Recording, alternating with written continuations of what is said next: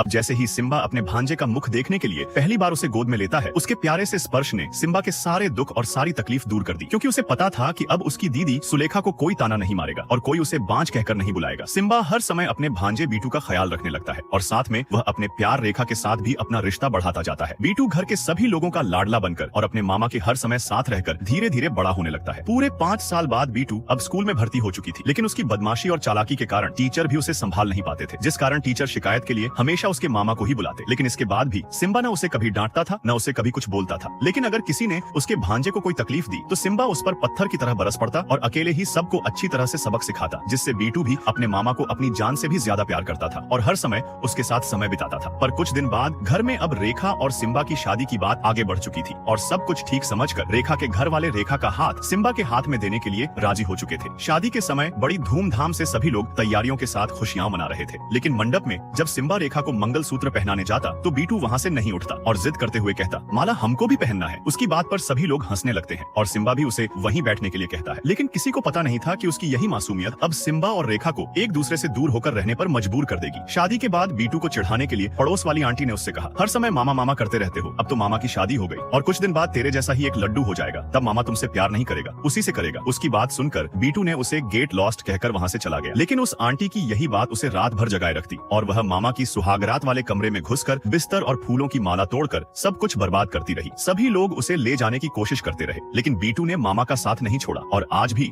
वह मामा के साथ रहने की ही जिद करता रहा। सिम्बा ने बिना कुछ समझे उसे भी अपने साथ रहने के लिए मान लिया और बीटू मामा और मामी के साथ बिना सोए पूरी रात दोनों के साथ खेलता रहा और सिम्बा को रेखा के साथ कुछ भी नहीं करने देता। जब भी दोनों करीब आने की कोशिश करते, बीटू उनके बीच आ जाती। अब पूरी रात बीत चुकी थी, पर बीटू ने फिर भी मामा को अकेला नहीं छोड़ा था। घर पर खाना खाते हुए सिम्बा रेखा से प्यार भरी बातें मैसेज में करना शुरू करता, लेकिन रेखा भी उसकी मर्दानगी को लेकर मजाक करती रही, जिससे सिम्बा भी अब सही समय आने का इंतजार करने लगा और आधी रात को वह रेखा को नींद से जगाकर चुपके से अकेले में ले जाने की कोशिश करता रहा ताकि आज दोनों के बीच मिलन हो जाए। अगले पार्ट के लिए नीचे कमेंट करें।